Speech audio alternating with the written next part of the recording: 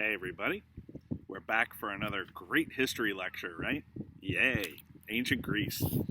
So this one is chapter 5, section 2. We're going to talk about Athens and Sparta.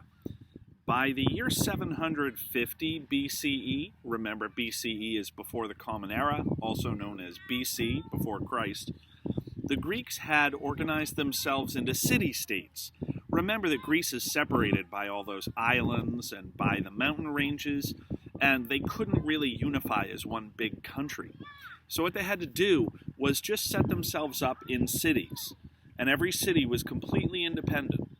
And the city would have farmland around it, enough farmland to be able to grow food to support the population of the city, and also to provide extra population compared to those who live only in the city. So a city-state like that is called a polis.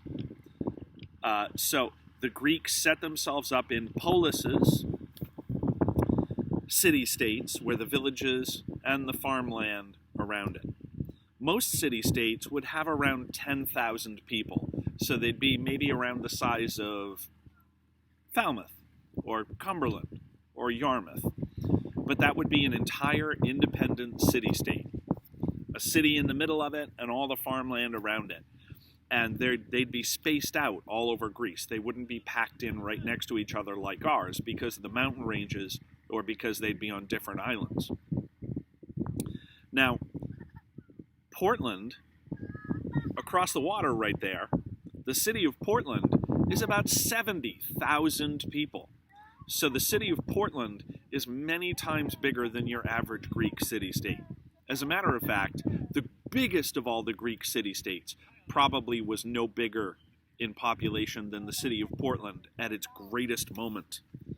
So, generally, a Greek city would be based around a hilltop fortress that also served as the treasury. All of the money for the city would be kept on this hilltop. And the hilltop is called the Acropolis. And they'd also have a marketplace where people would go and trade for everything that they needed. And the big public market would also be where people gave speeches, where people talked about political issues in the city, where people talked about social issues. And that's called the agora. So, a Greek city would have an agora, it would have an acropolis, the hilltop fortified treasury. Also, they'd have their temples there, so some of their most important temples would be on the Acropolis. Some of the polises used monarchy. Monarchy is a system of government where you have a king in charge, or a queen, and they give their power to their firstborn child, usually a son. If the firstborn is a daughter, then generally, given the fact that these civilizations tend to be pretty bigoted, they would give it to the son that comes first. So, a king in charge, monarchy. Others chose a government where they spread the power out to a larger group than just one king. They would give it to a whole bunch of people who are the leaders of the most powerful families of the city. That's called aristocracy, and they're called aristocrats, the people in charge of an aristocracy are aristocrats. And that's where you have the most powerful families. So in England, they still have a monarchy. Queen Elizabeth II is in charge for now. When she dies, it will probably go to her son, Prince Charles, who can choose a new name when he becomes king if he doesn't want to be King Charles. But they're not really in charge. The people really in charge of Britain, well, they're a democracy now. An aristocracy. If you wanted to take a look at an aristocracy, what would America be like if we were an aristocracy? Well, there would be a bunch of very powerful families competing for power, competing for domination in our country, like the Trumps, the Clintons, the Bushes, the Kennedys, okay? And all of these families are big and powerful. And in an aristocratic form of government, we wouldn't have presidential elections. These families would constantly fight with each other, kind of like Game of Thrones. They'd just constantly fight with each other, and whoever was top at that moment would be the leader of our government, the aristocracy. Some cities decided that having land-owning noble families didn't make much sense. Instead, the power in a country, in a civilization, should be with the richest, even if they're not from land-owning families. Businessmen instead. And so this is called an oligarchy. In an oligarchy, if America was an oligarchy form of government, we'd still have the Trumps involved, for sure. But we'd also have Oprah. We'd have Bill Gates. We'd have Elon Musk. All of the richest, most powerful businessmen in our civilization would be running our country, competing with each other. Now, the interesting thing about all of these different forms of government is that who really is going to benefit from these forms of government? In a monarchy, the king's going to benefit the most. In an aristocracy, the aristocrats will benefit the most. In an oligarchy, all of the laws will be set up to benefit the rich, the businessmen.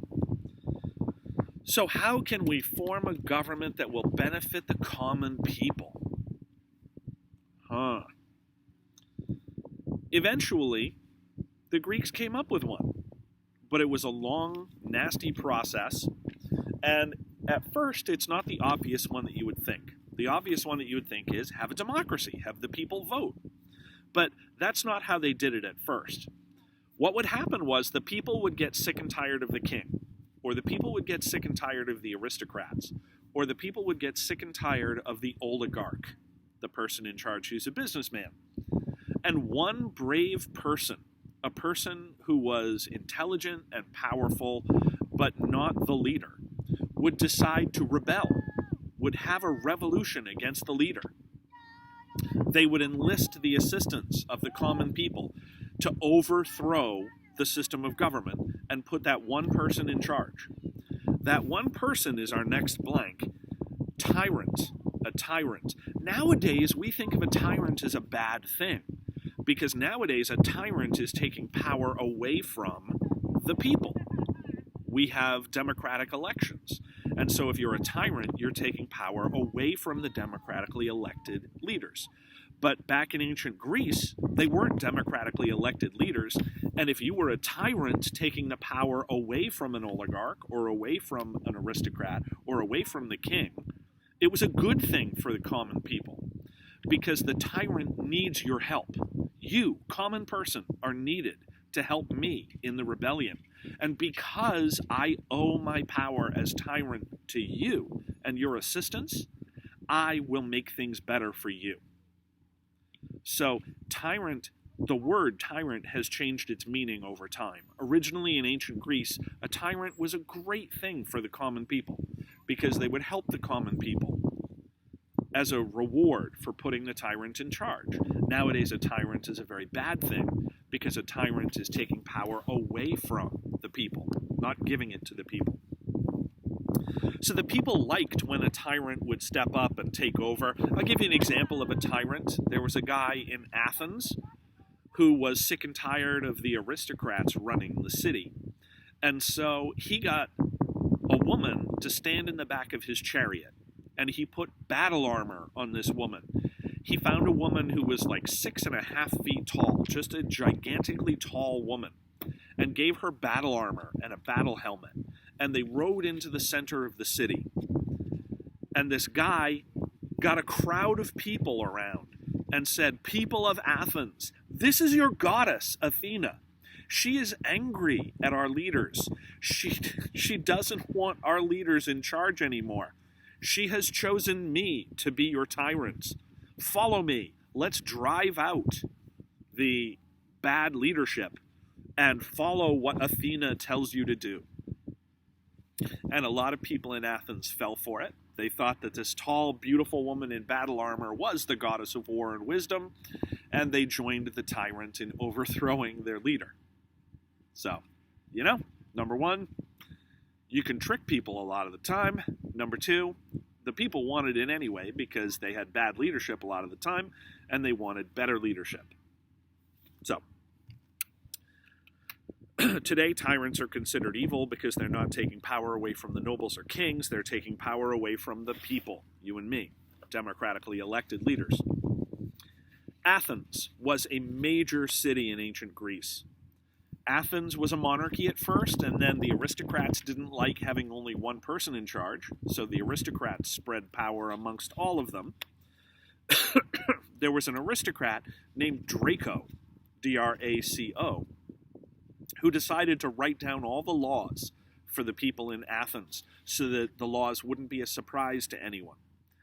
And that made sure that rich people had to follow the exact same laws as the poor people, because all the laws were written down for everyone to see all the time. The rich couldn't just bribe people to change the laws.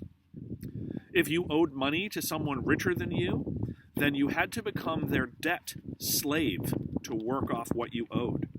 The punishments in these laws were very harsh.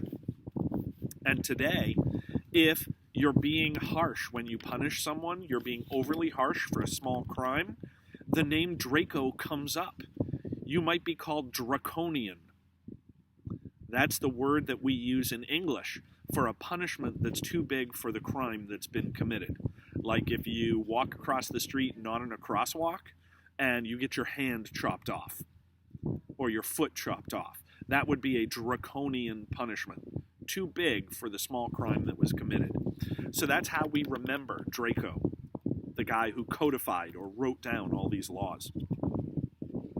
He did create the Council of 400 that would make laws in a more democratic way.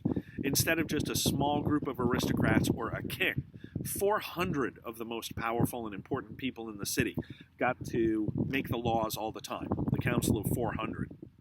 He said anyone who could afford battle armor should be allowed to vote for the laws of the city. It's kind of an interesting idea here, that as long as you would be the person defending the city if your idea or if the thing you voted for was a bad decision, if it led us into war, as long as you're one of the people who would put your life on the line and defend the city, you can have the right to vote. So as long as you could prove that you could afford battle armor, you had the right to vote in Athens under Draco. There was another famous leader named Solon. Solon was the first to outlaw debt slavery. He was like, that's too draconian. You see what I did there? Yeah? Okay. So he said, no, that's too harsh. We're going to outlaw making yourself a slave to pay off a debt. He also allowed anyone who was free of any social class, so you couldn't be a slave, but any free person could have their say in the assembly, which was a big crowd of people who would make some basic public decisions. And if you were a free person, you could take someone to court to settle your differences. Around the year 500 BCE, there was a noble named Cleisthenes. And Cleisthenes did away with social classes in the government completely. You could be a poor person and serve in the government. You could have been born anything but a slave and serve in the government, get elected for government positions. You didn't have to just be an aristocrat. So that's a big leap forward, and that's by Cleisthenes. He also allowed anyone who was a citizen of Athens to offer up laws that would be voted on by the Council of 500. They expanded it to 500 now. And you could offer up a law. Now, when I say a citizen of Athens, there's a lot of limitations on that. Women? No, you're not a citizen. Children? Nope, you're not a citizen. A slave? Nope. If you were born outside of Athens and you moved there? Nope, you're not a citizen. So only adult men who are not slaves and who were born in Athens. But if you meet those criteria, if you're the 20% of the people living in Athens who meet that criteria, you get the chance to offer up laws for the assembly to vote on and the Council of 500 to vote on. So that's an expansion of democracy there. That's important. Education was very important for the city of Athens. Remember I told you about how Athens didn't have good farming land. Other, other than olive tree orchards, there really was not much growing anything around Athens. Athens was in a part of Greece that was called Attica, just like Cumberland is in Cumberland County, Yarmouth is in Cumberland County. Well, Athens was in Attica, and Attica had really bad soil. Way too many rocks in the soil for growing any kind of big crops. So they had to have workshops where they created pottery or inventions, and they were good at shipbuilding. So they took the trees from orchards and turned them into ships, and they would then put the products that they made in their workshops onto boats and sail them someplace else, sell the products like pottery to other people in Greece who could grow their own food, and then sail the ships back full of food to the city of Athens. So that's how the Athenians made things work. They needed an education to be good at inventing things, to be good at workshops. They needed a good education. So a lot of Athenians got educated, especially the wealthy class. They took classes in mathematics, in government and politics. They took classes in public speaking. They took classes in literature. When they got to be your age, high school freshmen, they would choose classes either in military school or go ahead with some more political thing. Girls would learn from their mothers and learn in classes how to take care of homes, how to take care of the family. Some even learned to read and write. It wasn't entirely unusual in ancient Athens for women to be able to read and write. Poor kids, the poorest people in society, would not go to school. They would just join their parents at work from an early age. And there were no child labor laws back then, so they would just work in the family business. Like I said, Athenians couldn't grow much of their own food because they had very little good farmland. There were some valleys near Athens where they could grow olive trees. That's right, olive trees. Olive trees were very, very valuable to the ancient Greeks. The Athenians sailed all over the Mediterranean Sea with olive oil and also with the crafts that they made in the workshops, like pottery. They specialized in fancy pottery made in Athenian workshops. The Athenians believed in slavery, but Athenian slaves tended to be temporary. You were not a slave your whole life. You could actually work your way to freedom. It was not unusual at all for a person to work off their value to their master and be set free. And because they're a hard worker, and because they're good at their job, good enough to earn their freedom, then what actually happens a lot of the time is those freed slaves start their own workshops, and they become business owners. So that happened in Athens a lot. If you were a slave, you could earn your freedom, get rich, and even start your own business. Because so much of Athens' food and resources, because of the city's food and resources came from trade with other people on the sea, the most important part of their military was, that's right, the Air Force. No, just kidding.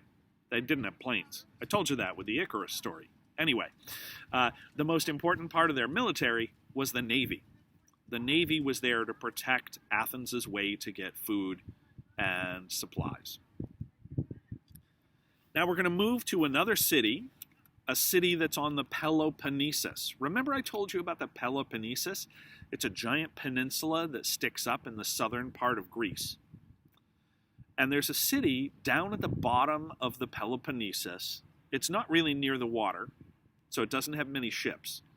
It's called Sparta. I bet you've heard of Sparta. If you've heard of the movie 300, that's about the Spartans and how they got into a war. So, Sparta. What's the deal with Sparta? Well, the Spartans were the opposite of Athens. In Athens, they don't have good farming land, and so they need to trade with people. They have good international relations with other city-states. They have a good navy because they need to sail and trade. They have workshops where they make their own stuff. They are interested in good relations with other countries. They educate their kids, especially the rich ones. Sparta is very, very different. Sparta grew up around its army. Sparta grew up around conquering its neighbors instead of making friends with them. Sparta grew up with giant plantations where they grow food. So that's what Sparta's all about. They were a different city-state. What's the Greek word for city-state? A polis, right? Sparta is on the southern peninsula called the Peloponnesus. By the year 725, Sparta had conquered most of the area around it, which was called Laconia. The same way that Attica is the part of Greece where Athens is, Laconia is the part of Greece where Sparta is. And the area where Laconia is called Lacedaemia. So the big region was Lacedaemia. That's the southern half of the Peloponnesus, Lacedaemia. And then the county was Laconia, and the city is Sparta. So Sparta takes over its neighbors, the Messenians, not the Mycenaeans, the Messenians. They take over these people, and most of their citizens are farmers, the Messenians. So these farmers are allowed to continue to farm, but the Spartans come in every year and force them to give up like half their crops. Half of everything they grow has to go to Sparta. So the Spartans don't have to spend their own time growing their own food. Well, if you were the Messenians, you might be like, no, dude, I'm not giving you this food. And so you might rebel against the Spartans. Even though the Spartans captured your city, even though they took over, even though they're running things, you might rebel. You might decide you're not giving it up. So the Spartans developed a system for this. They have the strongest, most brutal army in all of ancient Greece.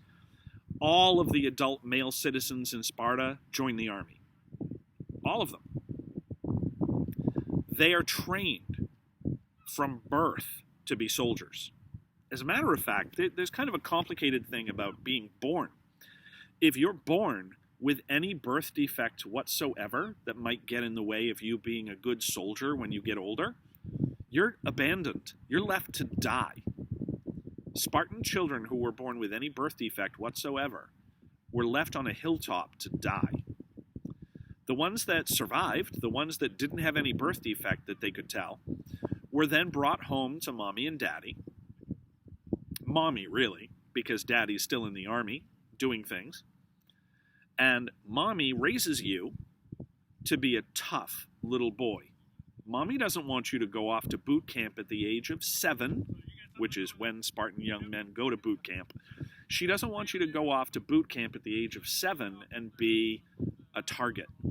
She doesn't want you being bullied. And so mommy has to toughen you up. If you're a Spartan boy, your mother will beat you and abuse you so that you can toughen up from your toddler years all the way to 7. At the age of 7, if you're a Spartan boy, you're taken away from your mom and you're put in boot camp. And they are nasty to you. They are brutal to you. They put you under the control of older boys who have been tortured when they were 7 years old. And they know that they have to torture you to toughen you up, to get you ready for the army, to get you ready to tolerate any brutal circumstances. So this is the life of a Spartan boy and a Spartan young man. Interestingly, they didn't feed you enough to survive. You would starve to death if you relied on what you were given at mealtimes. And that was intentional. The Spartan leaders who are running your boot camp want you to learn how to be a sneaky, stealthy soldier. And your job at night is to sneak into the cafeteria and steal food for your own survival. If you get caught, you get badly beaten. So if you're a Spartan young boy, they don't feed you enough to survive. You have to learn to be a stealthy, sneaky warrior and sneak into the cafeteria and get extra food at night. And if you fail, you'll be punished for it. And if you succeed, well done, you get to live. So that's the deal with Spartan boys. Spartan men go straight into the army. They can have girlfriends, they can get married, but they can't live with their wife. They have to live on the barracks until they're like 50 years old, ready for war at any time. The Spartan women have to be tough, have to be brave, they have to toughen up their children, they have to run the household. Interestingly, remember that in Athens, they trade for a living. They make stuff in their workshops and then they buy and sell the food that they need. So they use money. Athenians use cash. Spartans don't. There's very few workshops. There's very few people in Sparta who do anything but work as soldiers or have kids that turn out to be soldiers. And so in Sparta, there's really no need for cash. They realized that maybe you might need cash at some super awkward times. And so they made their form of cash giant metal railings, bars made of iron, like prison bars that hold you in a cell. And each one of them was worth like $5. So it's their way to discourage trade. It's their way for making sure that you don't use cash. The only system of cash they have is super awkward, super useless. So instead you trade, and instead you serve in the army. Spartans were not allowed to be businessmen. Spartans had to be soldiers to put down any rebellions by the Messenians, because that's how they get their food. Sparta needs those Messenians for food, and they need to be able to crush any helot revolt. Oh, I just used a new word there. Helot. What's a helot? The helots are those Messenians. They are the slaves who are slaves for life. Unlike Athens, in Sparta, you're a slave for life. And these slaves grow all the food. The Messenians, the helots. Helots are Spartan slaves growing food for the city. So, they had conquered Messenia next door. They had farming slaves, the helots. The helots revolted one year and almost succeeded in becoming free, so the Spartans focused on having the best army in all of the Western world, the strongest army to put down the next rebellion. Most of the power in Sparta's government was held by a council of elders made up of 30 old men. And there were also 2 kings of Sparta. They had kings, but it wasn't really a monarchy. The job of the kings was to be part of the council, but mostly to be the 2 generals of the army. If Sparta ever got involved in a war, they did sometimes, but they had the most powerful army, so they could actually scare people off from starting a war. Oh no, you don't want to fight against Sparta.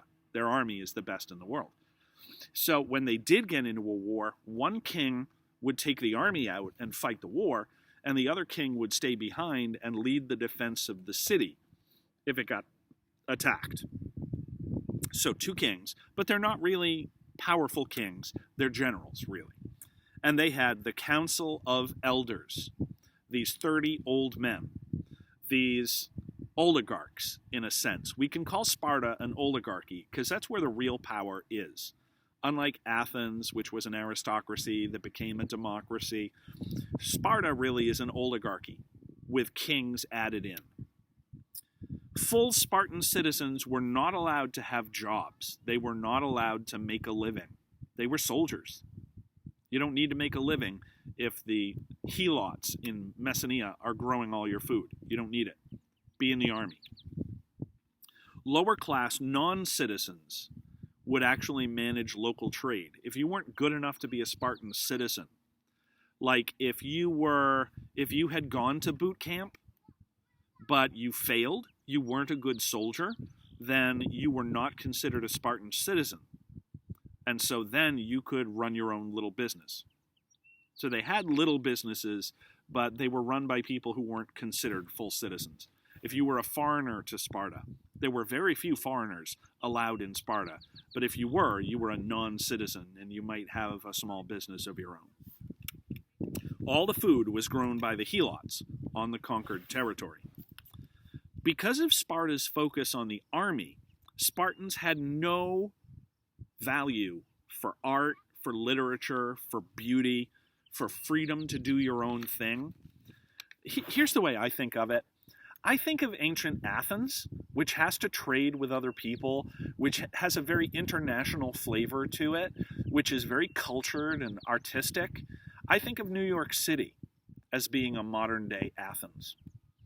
And when I think of Sparta, closed off to the rest of the world, dedicated to its army, focused on obedience and loyalty to the government, not really caring about art and culture or foreign countries, I think of North Korea. So that's how I compare the two. To me, Athens is like New York City, full of freedom and liberty and art and culture and international flavor, because you have to ship in everything from everywhere in the world to eat and drink. And I think Sparta is like North Korea, closed off, dedicated entirely to obedience to your leaders, to obedience to your city, focused on a military lifestyle. So I think of North Korea as Sparta. They were dedicated to duty and discipline and strength. Boys joined the army by the age of 7. They spent their time in all-weather training. They had very little food, and it was really, really lousy tasting, too. There's one foreigner who was allowed to visit Sparta, and he wrote about his trip. And here's an actual quote from him. "I've been to Sparta.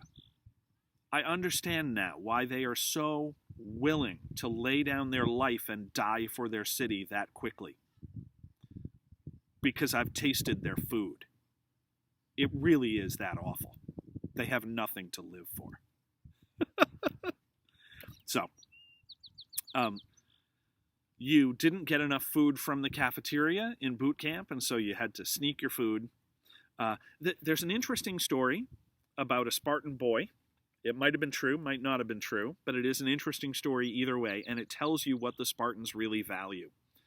There was a boy, maybe 10 years old, who had stolen his commander's pet fox. I don't know if he was going to cook it and eat it later or something, but he stole this pet fox. And suddenly, as he was sneaking away with it, his commander came around the corner. So the boy took the fox and stuffed it under his cape, under his cloak. And the commander said, "Hello, boy, what are you doing here? This is not an area you should be walking around in." And the boy had to answer all of the questions of his commanding officer, standing there with his fox under his cape, with the commander's fox. The fox started to scrape at the boy's skin, started to bite, and the fox ate into the boy's stomach and intestines while he was standing there. The blood started to pool at his feet as the fox was devouring him from the inside, right, from under the cloak. And he continued to stand there and talk to his commanding officer as if nothing was wrong, until finally the boy passed out and died. All the while, not revealing to his commanding officer that he'd stolen his fox and it was right under the cloak. And that boy was considered a hero because he was dedicated enough to getting away with his caper that he was willing to forget all pain, to ignore all pain, and continue in a dedicated way with his mission. So, tells you what the Spartans thought was important. You couldn't move off the army base until you were 30. I think I said 50 before. I apologize. It was 30 years old. When you're a Spartan man and you've hit the age of 30, you can move off the army base. You have had a wife probably for like 10 years at this point, and you've been having kids with her. In order to see your girlfriend or your wife before the age of 30, you have to sneak off base. You're not allowed off base. You have to sneak out. So you have to learn to be a stealthy, good, smart soldier to even get relationships with a woman. Women in Sparta ran the homes. They were very patriotic about their city-state. Their husbands were off in the army all the time. They put their duty to their polis, their city-state, first by getting pregnant as often as they could, raising children, as many children as they could for the fatherland. It almost sounds like Nazi German, right? Get pregnant for your country so that you can make the next generation of soldiers. Yeah, it's interesting, right? So that was the life of a Spartan woman. And in the next little video, I'm going to be telling you about a big war that they had where Athens and Sparta had to be on the same side. So we've done the first half of Chapter 5, Section 2. The second half will come later.